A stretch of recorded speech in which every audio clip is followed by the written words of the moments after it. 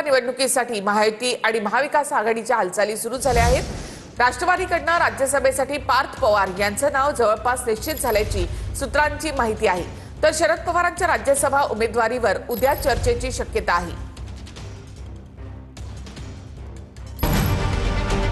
राज्यसभेच्या निवडणुकीसाठी महायुती आणि महाविकास आघाडी तयारीला लागली आहे।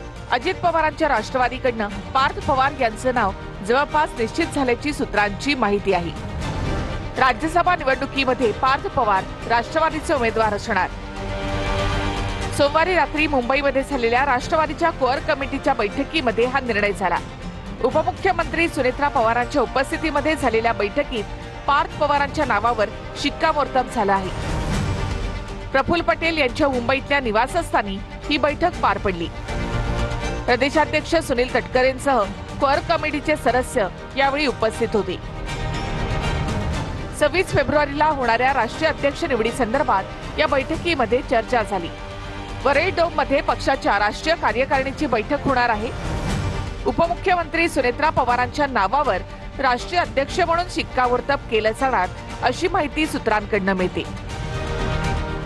भाजपकडून राज्यसभा निवडणुकीच्या रिंगणात 4 उमेदवार उतरवले जाणार आहेत। भाजपच्या कोअर कमिटीची आज बैठक होते।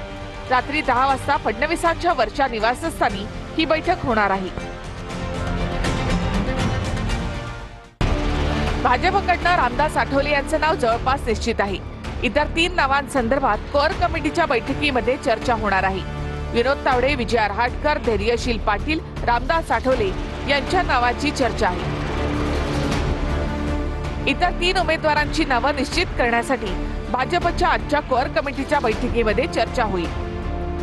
त्यांचं काय चाललंय, कोणाचं नावलं काय चाललं तो त्यांच्या पक्षाचा प्रश्न आहे। भाजपची नावं आज रात्री बैठक आहे कोअर कमिटीची। मला वाटतं त्या संदर्भामध्ये चर्चा होईल आणि आमच्याकडे पद्धत आहे त्यानंतर वरती जातील नावं, केंद्राकडे जातील आणि तिथून त्याच्यावर शिक्कामोर्तब होईल। तिथे नाव ठरवण्याची आमच्याकडे कुठेही राज्यामध्ये पद्धत नाही आहे।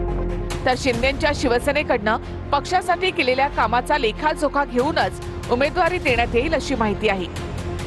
सूत्रांच्या माहितीनुसार शिवसेनेकडून राज्यसभेसाठी राहुल शेवाळे यांचं नाव जवळपास निश्चित आहे अशी सूत्रांची माहिती आहे। तर शायना एनसी, संजय निरुपम यांच्याही नावाची चर्चा असल्याची सूत्रांची माहिती आहे। पक्ष संघटनेमध्ये काम करणाऱ्या व्यक्तीला उमेदवारी देण्यावर पक्षाचा भर असेल अशी माहिती सूत्रांकडून मिळते। तिथे महाविकास आघाडीमधून शरद पवारांना राज्यसभेवर पाठवण्यासाठी हालचाली सुरू झाल्यात। शरद पवारांनी राज्यसभेवर जावं महाविकास आघाडीच्या नेत्यांची अपेक्षा असल्याचं बोललं जाते।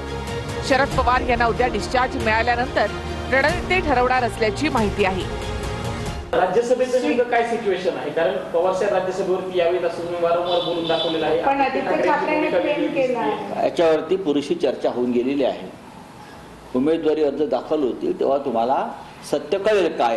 अजूनही आमचे महाविकास आघाडीचे आम्ही सगळे नेते एकत्र बसलेलो नाही, चर्चा झालेली नाही। त्या दिवशी मुख्यमंत्र्यांनी पण सांगितले त्यांच्या जागा किती येतील, आमच्या जागा किती येतील। तशा पद्धतीने महाविकास आघाडीचे आम्ही प्रमुख नेते बसू, या 2 दिवसामध्ये बसून या संदर्भामध्ये निर्णय घेऊ। कदाचित या आठवड्यात महाविकास आघाडीची बैठक होईल। प्रदेशाध्यक्षांनी काल सुतोवाच केलेला आहे की आम्हाला एक जागा त्यातली या ठिकाणी मिळणं अपेक्षित आहे, अशा पद्धतीचा सुतोवाच प्रदेशाध्यक्षांनी आमच्या केलेला आहे। त्यामुळे आता तिन्ही पक्ष एकत्र बसतील। या येणाऱ्या आठवड्यामध्ये आम्ही तिन्ही पक्ष एकत्र बसू आणि समन्वयानं या दोन्ही जागा आम्ही या ठिकाणी लढवू किंवा त्या पद्धतीनं आमचा समन्वय असेल हे मी सांगू इच्छितो। तर संख्याबळ पाहता ही जागा आमची असल्याचं आदित्य ठाकरे यांनी म्हटलं आहे।